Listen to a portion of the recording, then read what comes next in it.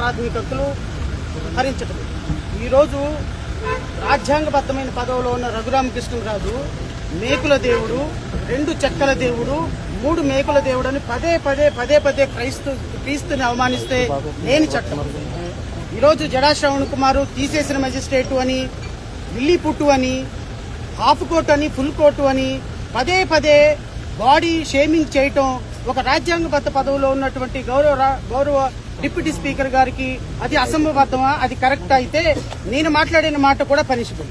గౌరవప్రదమైనటువంటి స్థానంలో ఉన్న మీకే, రాజ్యాంగబద్ధ పదవిలో ఉన్న మీకే బాడీ షేమింగ్ చేయటంలో వాడెవడో మెజిస్ట్రేట్ అంట, వీడెవడో జడ్జి అంట, వీడు హాఫ్ కోర్టు గాడు, వీడు ఫుల్ కోర్టు గాడు, వీడు నీల్ కోర్టు గాడు, వీడు లిల్లీ పుట్టుగాడని మీరు అంత గౌరవప్రదమైనటువంటి పెద్ద మనిషి మీరు మాట్లాడితే, మేము మాట్లాడితే రాజ్యాంగబద్ధంలో మా మీద కేసులు కడతారా?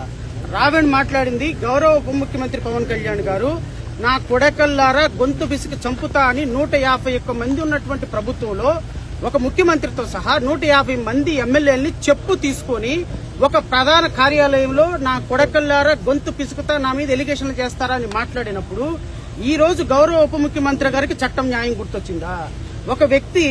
ఒక వ్యక్తి చట్టం గురించి ఈ రోజు ఆయన ఒకరికి అన్యాయం జరిగింది, మీరు ఎక్కడున్నారు, మీరు నిద్రపోతున్నారా అని ఆ రోజు ఆ మాట అన్నందుకు రావణ్ మీద కేసు కడతారా?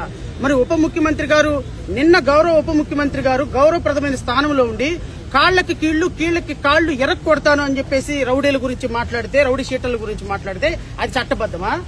యోగి ఆదిత్యనాథ్ ట్రీట్మెంట్ ఇప్పిస్తాను, మోకాళ్ళ చిప్పలు అరగదీస్తానని ఒక ఉప ముఖ్యమంత్రి స్థానంలో మాట్లాడటం అది రాజ్యాంగబద్దమా? అది న్యాయబద్దమా? దానికి కేసులు ఉండవా? నిన్నగాక మొన్న పంతం నానాజీ మాజీ